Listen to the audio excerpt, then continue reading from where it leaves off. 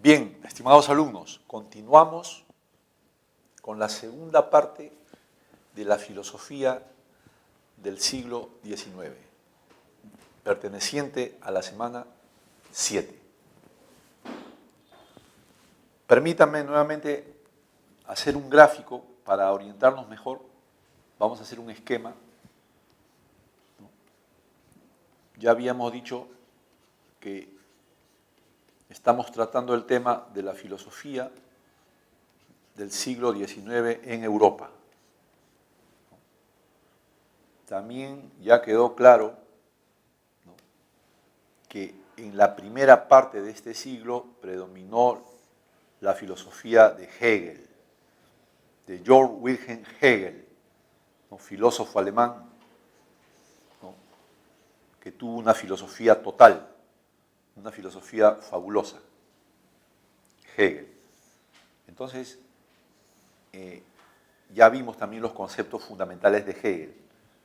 Y también habíamos dicho que la filosofía de Hegel, ¿no?, ambiciosa y pretenciosa, y además, digamos, con un gran poder explicativo, causó pues una gran admiración y muchas universidades, muchos filósofos, muchas escuelas aceptaron su filosofía por un tiempo. Pero después, como no podía ser de otra manera, ¿no?, aparecieron un conjunto de filósofos, ¿no?, y criticaron la filosofía de Hegel. Se dieron cuenta que esa filosofía fabulosa de Hegel tenía ciertas fallas, empezaron a cuestionarla y empezaron a detectar y a hacer sus propias interpretaciones. De todos esos filósofos que criticaron a Hegel, nosotros vamos a ver a tres nada más, tres de los principales críticos, ¿no?, de Hegel. Creo que esto también ya habíamos indicado. Los tres principales críticos, uno de ellos es Augusto Comte, un francés, Augusto Comte.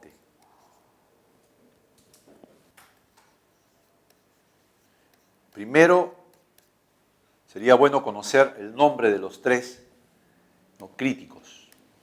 Después, su propio alumno, su propio discípulo, su discípulo más brillante, Carlos Marx, también lo criticó. Carlos Marx, al comienzo, también abrazó la filosofía de su maestro, pero después también se volvió un crítico de él. Ahora vamos a ver por qué razones. Carlos Marx.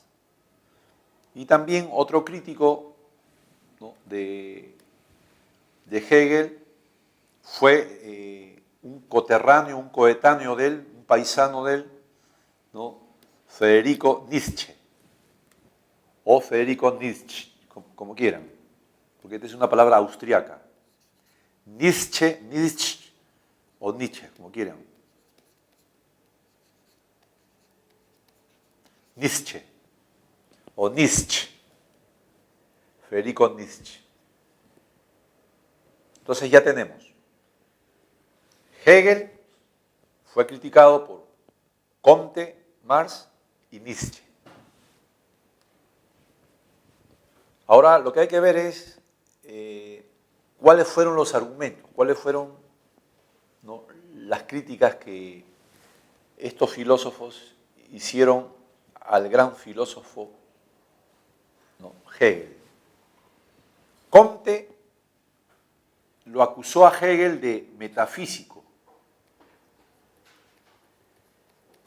¿Qué significaba esto?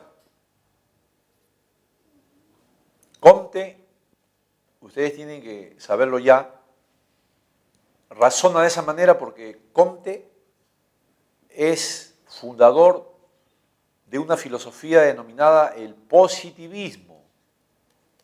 El positivismo. Y Comte le dio la contra a Hegel. Primeramente, Comte rechazó la idea, ¿no?, de cómo avanza la historia según Hegel, ¿no?, porque ya vimos, pero siempre vale repetir una vez más. Para Hegel, la historia tiene un desarrollo dialéctico, es una lucha de contrarios, es una permanente lucha entre lo viejo y lo nuevo, lo viejo y lo nuevo, y todo va progresando y al final alcanzaremos la libertad. Comte dice, no, de ninguna manera, la historia humana no ha avanzado así. La historia humana ha avanzado por estadios o estadios. La historia humana, primero, ¿no?, una era donde solamente creía en dioses, mitologías, leyendas, panteísmos, antropomorfismos, creencia, brujería. Eso le dice la etapa teológica. El hombre primero creyó en dioses, en lo sagrado. Esa es la etapa teológica. Pero después el hombre ya abandonó esas creencias, esas mitologías, abandonó, ¿no?, esos dioses, religiones, y el hombre pasó a un segundo estadio. Ese estadio él le llama el estadio metafísico o filosófico. ¿En qué sentido? Él dice que después que la humanidad ya abandonó los dioses, empezó a creer en filosofías y metafísicas que no se basaban en la experiencia. Y ahí es donde, ¿no?, se lo critica directamente a Hegel. Le dice, son metafísicas o filosofías como la tuya, porque tú has hecho una filosofía, ¿no?, fabulosa, pero no tiene una prueba, no tiene una medida, no es como la ciencia que demuestra las cosas. Tu filosofía, ¿no?, es como una palabrería, tu filosofía es como un bosque de conceptos, es como una estructura de ideas nada más, pero que no tienen una base material, no tienen una base en la experiencia, no pueden probarse. A ver, pruébame lo que es el espíritu absoluto. ¿Dónde está el espíritu absoluto? Son ideas nada más las que tú tienes. Y por eso es que él dice, el mundo va a abandonar eso. El mundo va a abandonar esas creencias, ¿no?, o ese conocimiento basado en puras ideas, en puros conceptos, y va a pasar a un tercer estadio, que es el estadio positivo. El estadio positivo. ¿En qué va a consistir ese estadio? Va a consistir en que el ser humano, todo lo que diga, va a ser con el método de las ciencias. Va a estar basado en el método científico. Todo lo que afirme o todo lo que argumente o interprete va a estar basado, ¿no?, en la experiencia. Por eso es que a Comte se le denomina positivista, el fundador del positivismo. También se le puede denominar empirista, porque él dice, todo conocimiento tiene que basarse en la experiencia. Entonces, no se olviden, positivismo es sinónimo de ciencia. El positivismo siempre defiende el conocimiento científico. El positivismo consiste en afirmar que todo conocimiento tiene que ser demostrado, probado, medido, experimentado, si no, no es conocimiento.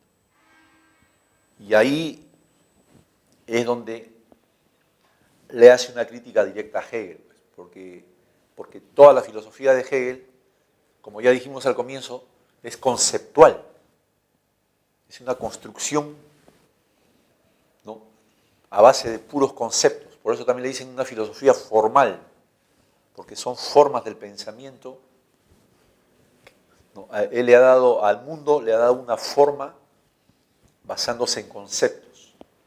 Comte dice, no, las cosas tienen que explicarse así como explican las ciencias naturales, así como lo explican la química, la física. Y de esa manera entonces Comte acaba con Hegel, ¿no? Lo critica por ser metafísico, critica su idea del progreso, ¿no? O sea, se opone a la dialéctica de Hegel. Él dice, el mundo ha avanzado de otra manera, el mundo ha avanzado en 3 estadios. Y además Comte postula y defiende la ciencia, lo científico. que él le denomina positivismo, conocimiento positivo. De ese modo, ¿no? Ya hemos resumido entonces la crítica de Comte a Hegel. Pero como ya quedó dicho, él no fue el único crítico de Hegel. Su alumno favorito, su alumno brillante, su alumno predilecto, Carlos Marx, también criticó al final a su maestro, pero con otros principios ya no como Comte, con otras ideas. Carlos Marx más o menos dijo lo siguiente: mi maestro ha hecho una filosofía bellísima, mi maestro ha hecho una filosofía inigualable, una filosofía maravillosa, pero esa filosofía solamente es contemplativa nada más. O sea, esa filosofía solamente nos permite contemplar el mundo, pero no nos sirve para cambiar el mundo. O sea, la filosofía de mi maestro sirve para solazarnos, para embelezarnos. Mira cómo es el mundo, así es la historia, así avanza la historia, así va a ser el final de la historia. Pero Marx dice, pero esa filosofía no nos impulsa a la acción, no nos lleva, ¿no?, a una acción para cambiar nuestra situación. Solamente nos deja extasiados, nos deja, ¿no?, maravillados de su filosofía, pero esa filosofía no sirve para transformar o revolucionar el mundo. Entonces, esa es una primera crítica que le hace Marx a su maestro, que la filosofía de Hegel solamente es interpretativa, contemplativa, pero no es útil para transformar, para cambiar la realidad, la política, la economía. Esa es la primera crítica que le hace Marx a su maestro. La segunda crítica que le hace Marx es la siguiente. Marx no estuvo de acuerdo en lo siguiente con Hegel, porque como ya habíamos dicho, Hegel sostiene que toda la realidad ha sido construida por el espíritu absoluto, por la razón, ¿no? La razón humana, como ya lo dije, la razón humana va creando, inventando, denominando, descubriendo, se descubre una nueva teoría, el ser humano lo clasifica esa teoría, encuentra un nuevo concepto, una nueva denominación. Entonces es el ser humano el que hace la historia, es la razón humana la que crea toda la realidad. Y por lo tanto los cambios en la historia son producto de la conciencia humana. O sea, el hombre se atreve a cambiar cuando su conciencia está madura, cuando su conciencia está desarrollada. Según Hegel, el hombre cambia y se lanza a una revolución cuando su espíritu está maduro, desarrollado. Cuando ya ha llegado a un grado superior, ahí se vuelca a la revolución. Marx dice, no, de ninguna manera. El ser humano se atreve a cambiar cuando no acepta o ya no soporta las condiciones materiales de vida, porque ya no le resultan satisfactorias las condiciones materiales de vida, o sea, la producción. Cuando el ser humano entra en la miseria, en la crisis, en la escasez, cuando el ser humano entra en una desigualdad, en un sufrimiento, porque no tiene los suficientes recursos materiales, no tiene la propiedad suficiente, no tiene los bienes y los servicios necesarios para tener una vida digna, ahí se atreve a rebelarse. Entonces son las condiciones materiales las que provocan el cambio social. Y él lo demuestra así en todas las revoluciones que han habido en el mundo. Todas las rebeliones son porque el ser humano ya no soporta las viejas condiciones productivas, las viejas condiciones sociales de opresión, de desigualdad, de injusticia. Entonces, eso hace que el ser humano se rebele y cambie la historia. Por eso que a Marx también se le llama ¿no?, materialista dialéctico, porque él dice, son las condiciones materiales, las nuevas necesidades materiales, los que provoca el cambio en la historia. Y no como mi maestro dice, que lo que cambia la historia es la idea, que hay que esperar que la idea esté madura para que cambie la historia. Marx dice, no, el hombre cambia cuando ya no soporta, cuando ya es insostenible, ¿no?, las condiciones de vida miserables, las condiciones de vida viejas, y eso lo demuestra con la Revolución Francesa. Marx dice, mira cómo vivían los franceses antes de la Revolución, en una miseria total, en una desigualdad total, en una injusticia total. Los reyes nada más tenían el poder absoluto, la propiedad de todo, los demás eran desposeídos, hambrientos, tuberculosos. Era un abandono total. Y fueron esas condiciones de miseria, fueron esas condiciones materiales precarias, paupérrimas, las que llevaron a los franceses, ¿no?, dirigidos por la clase burguesa que también quería propiedad, quería nuevas propiedades y quería una nueva producción. Ellos fueron los que hicieron la Revolución Francesa. Entonces Marx, de esa manera, se opone totalmente, ¿no?, a su maestro Hegel. Y con eso Marx inaugura su propia filosofía que se llama el materialismo dialéctico, que se basa en el materialismo histórico. Para Marx, la historia es la lucha de clases, es el desarrollo de nuevas formas económicas, nuevos modos de producción. Esa es la verdadera ley de la historia. Un nuevo modo de producción aplasta a un viejo modo de producción. ¿Por qué?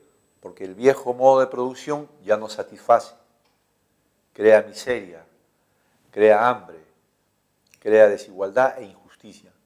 Entonces sobreviene un nuevo modo de producción más justo, más adecuado a la época, más adecuado a las necesidades. Pero también después ese modo de producción, así como, ¿no?, primero el esclavismo, después el feudalismo, vino también el capitalismo. El modo de producción capitalista aplastó al modo de producción feudal, que ya era insoportable, insostenible. Y entonces así avanza la historia según Marx. Eso es el materialismo dialéctico, dicho de una forma muy esquemática. Entonces, con eso terminamos, ¿no?, la crítica, ¿no?, la crítica de Marx a Hegel. Además, no se olviden que para Marx el papel de la filosofía, ¿cuál es? Desalienar al hombre. El filósofo lo que debe hacer es, ¿no?, extirpar todas esas ideas equivocadas que la gente tiene en la cabeza y que no lo dejan actuar. Eso se llama alienación.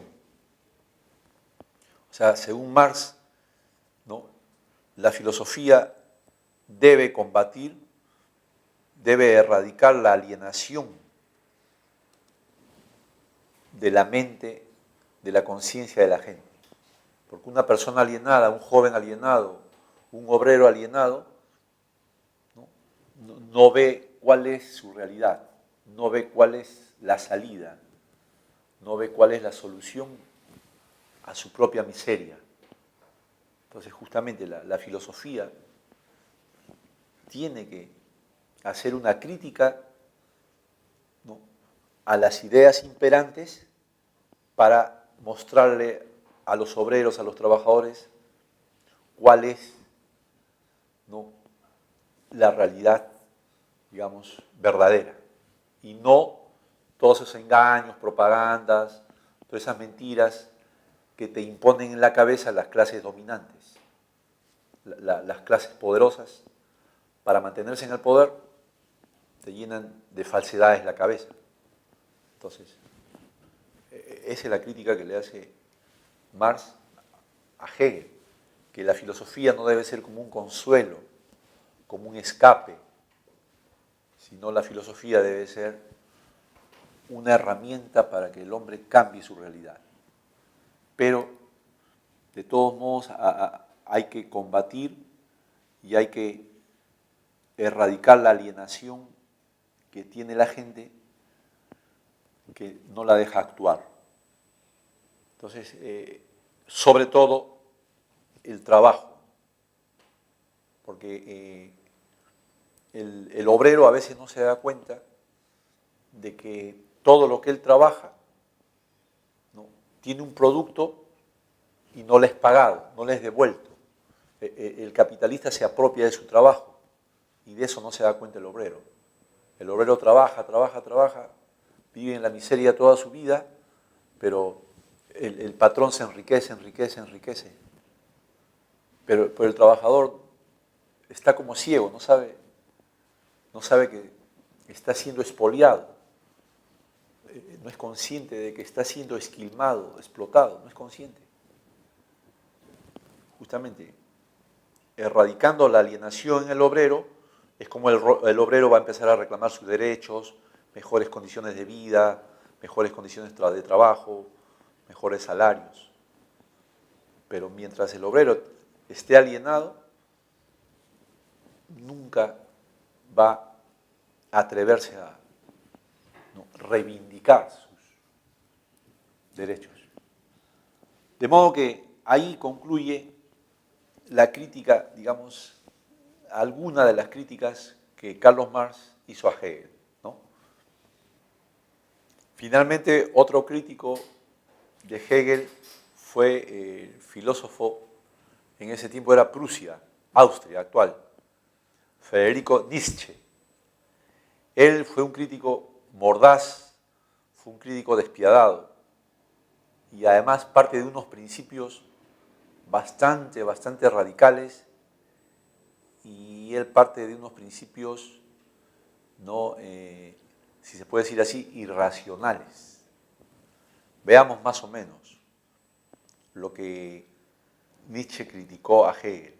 En primer lugar, Nietzsche le dijo a Hegel que estaba equivocado, que no existe un progreso, que la razón no gobierna en el ser humano, que eso es pura apariencia, ese es puro engaño decir que estamos progresando. Nietzsche lo que va a decir es que el ser humano no progresa y la razón no predomina en él. Lo que predomina en el ser humano es la voluntad de poder, o sea, su fuerza por vivir. Por eso también a Nietzsche le dicen vitalista. Lo que manda en el hombre es su lucha por la vida.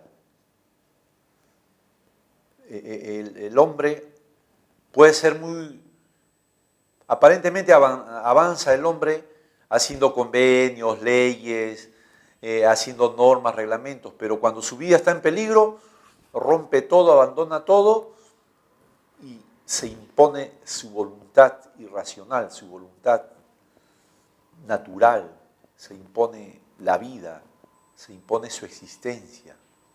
Por eso también su filosofía se llama el vitalismo, porque él dice, no es la razón lo que predomina en el hombre.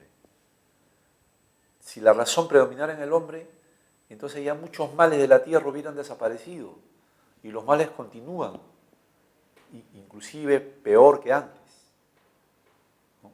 Y entonces él dice, eso demuestra que lo que quiere el hombre es vivir y lo que manda en el mundo, en la historia, no es la razón, sino la lucha por la vida. Y de esa manera tira abajo esa idea racionalista, ¿no? Esa idea del hombre racional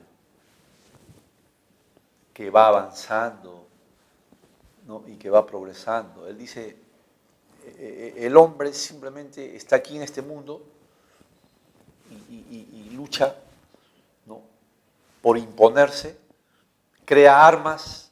¿Para qué? ¿Para qué crea armas? Justamente para imponer su existencia sobre los demás. Y todo eso que nos ha dicho el cristianismo Eso es completamente falso. En realidad Nietzsche es crítico de los valores en los que se asienta la sociedad europea. No se olviden ustedes, los europeos tienen como valores fundamentales el cristianismo.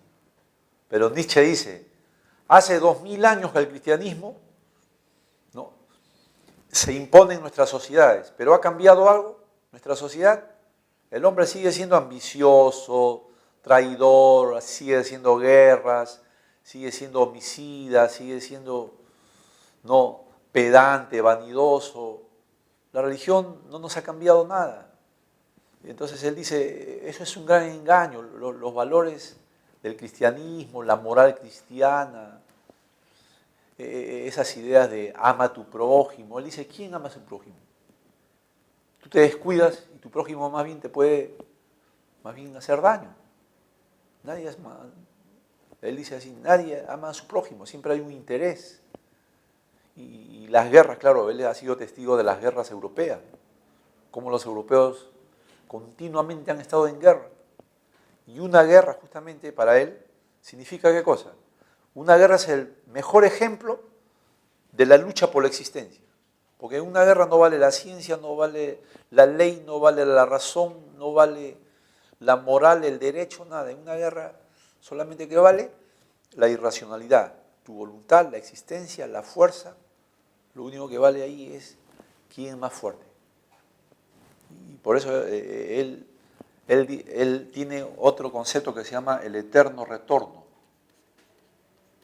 El eterno retorno consiste más o menos en la interpretación en que aparentemente nosotros desarrollamos, ¿no?, el mundo, aparentemente construimos convenios diplomáticos, un país no debe invadir a otro país, no tiene que hacerlo por vía diplomática cualquier reclamo, han creado la ONU, si hay problemas entre los países, discutan en la ONU, si hay problemas entre los pueblos, discutan de manera civilizada. Pero él dice, al final, cuando viene la Primera, la Segunda Guerra Mundial, cuando vienen las guerras, es una prueba de que al final todo lo racional se tira por la borda y lo que predomina al final, ¿qué es?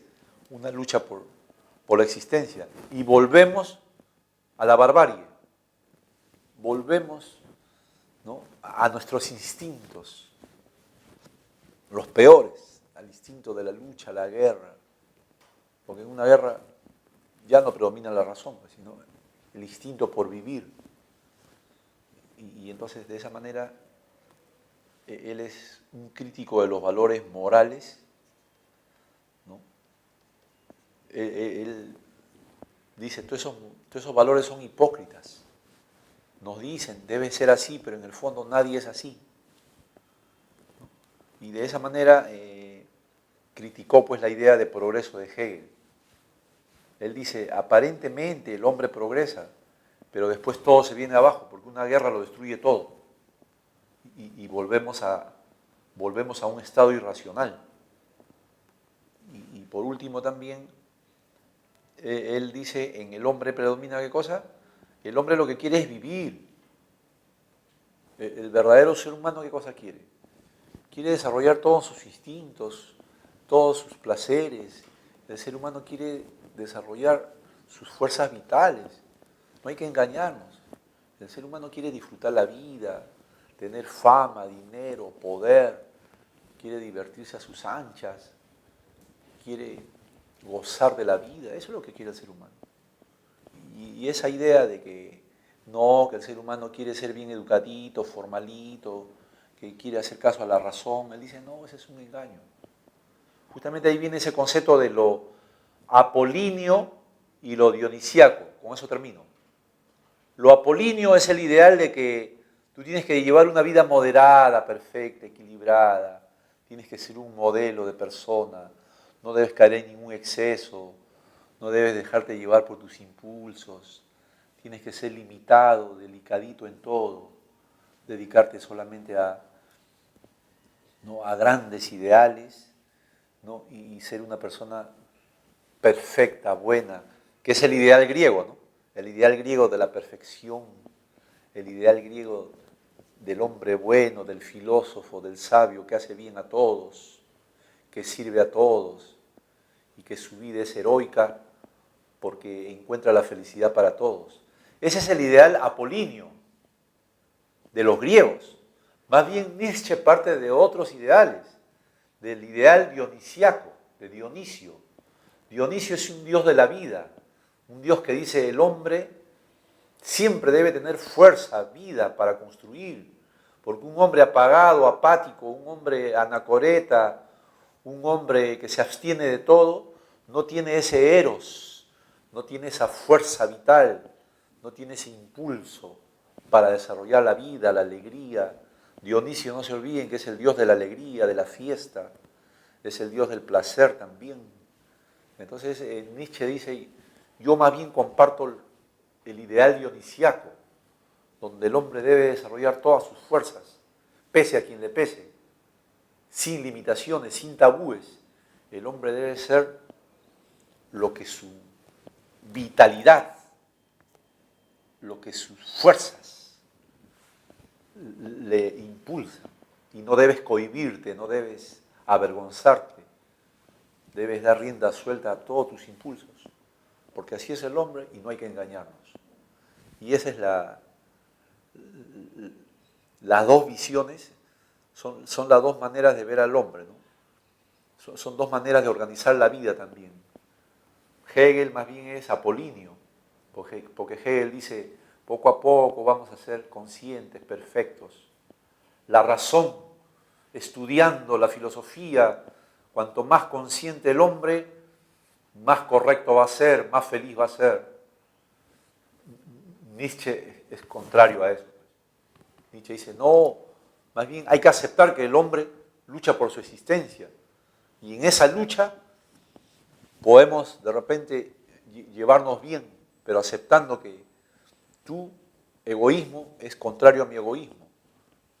Si tú no aceptas esa realidad, entonces vas a vivir engañado, no vas a ser auténtico. Y de esa manera Nietzsche critica también a Hegel. Bueno, de una manera muy comprimida, pero sintética y de acuerdo con la separata, eso es todo en este tema, en esta semana 7. Gracias.